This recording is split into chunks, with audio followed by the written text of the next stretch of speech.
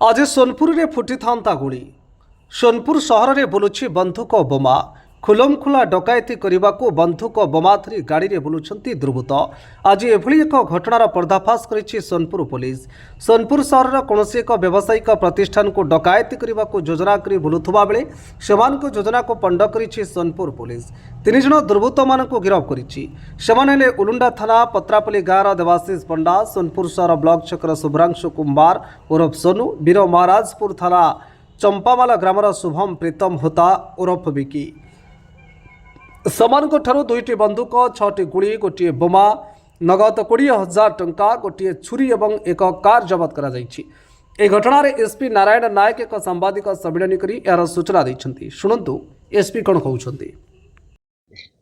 देखो गतकाली संध्या बेले आमको गोटे स्पेशल इनपुट मिलता जे किसी लोक 5-6 जन खंडे लोक होचंती जो माने कॉर्पोरेट माने क्रिमिनल बैकग्राउंड अछि से माने गोटे बाइक रे एवं प्लस गोटे 4 व्हीलर रे रेड कलर 4 व्हीलर रे से माने टाउन रे बुलचंती कोनोसी एक बिजनेस ऑर्गेनाइजेशन स्पेशली गोल्ड दुकान एमतिया को किसी टारगेट रखिछन बोले गोटे स्पेशल इनपुट मिलचंती।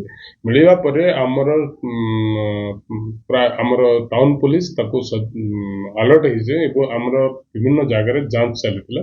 से समय देखा गला जे प्राय नलिन छकरू गोटे बिजू पटनायक जो अच्छी छक अच्छी से छक आड़ को गोटे रेड कलर गाड़ी आसुची आ से गाड़ी रे किछि बसिथिबा लोक माने पुलिस टीम को देखि से माने हड़बड़ी जायकि फसिबार उद्यम करथिले तो पुलिस संगे संगे ताको डिटेन कला और डिटेन कला परे पचरा पचर के जतोल करा गला से माने विभिन्न सिवियर स्टेटमेंट देते किंतु स्टेटमेंट इंपोर्टेंट नथिला। तापरे हमें कोन कोन रिपोर्ट्स माने सर्च करा गला जे गाड़ी चलाउथिले जो लोक से थिले जे विकी अलियास शुभम होता बोली तांकर घर बीएमपुर एरिया रे अछि। से तांको पाखरु गोटे कंट्रीमेड पिस्तल एवं 4 राउंड्स जोटा अच्छी लाइव एम्युनिशन मिलिला एवं तांको संगे थिबा आउ जने लोक सोनू कुंभार बोली सोनू अलियास शुभ्रांशु कुमार जहाँ घर सोनपुर अच्छी पाखे गोटे कंट्रीमेड पिस्तल एवं 2 राउंड लाइव एम्युनिशन एवं आउ जने देवाशीष पंडा बोली जने लोक अच्छे से घर उलुंडा एरिया अच्छी से पाखु गोटे बड़ माने छुरा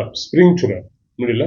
तो आम से कनफर्म हो गलु जे माने कोनोसी मंद उद्देश्य रे बा कोनोसी स्पेशल एज पर इनपुट कोनोसी डकायती उद्देश्य रे से टाउन में मूव करछन बोली एवं तांको संगे जो आउ की बाइक रे तले जो इनपुट थिला किंतु जेहेतु सोनपुर क्राउडेड टाउन अछि बाइक बहुत मूव करूची एवं ता संगे संगे संध्या टाइम में अछि तो सेमती लोकन को ट्रेसेबल हो पाला नहीं। बट एमाने जो आर्म रखिथिले एम्युनिशन रखिथिले एवं तांको गाड़ी सर्च कला बेले को भी आउरी गोटे नुवा जिंस मिलला गोटे एक्सप्लोसिव बम जोटा कि आमर पानी रे भी यूज हो पारिबो एवं स्थल भाग रे भी यूज हो पारिबो से बम में मिलला एवं से गोटे हैंड एक्स जो छोट टांगिया जोटा कि हाथ रे धरी हबो जोटा जेकोनसी मुहूर्त जेकोनसी जगह यूज करि हबो सेटा भी मिलला।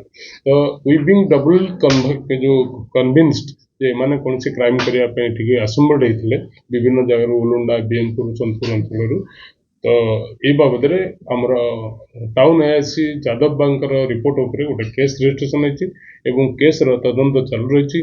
जो माने एथरे इन्वॉल्व अच्छे जो 3 जन से गिरफ कर कोर्ट चालान कर सेक्शन लगी preparating they are assembled and have prepared for committing डकैती 25 आर्म्स एक्ट एवं 9B एक्सप्लोसिव एक्ट ये केस रे से बर्तमान कोर्ट करा जाउछ। सुवर्णपुर राम हरि सेठी का रिपोर्ट, कोणार्क न्यूज 24।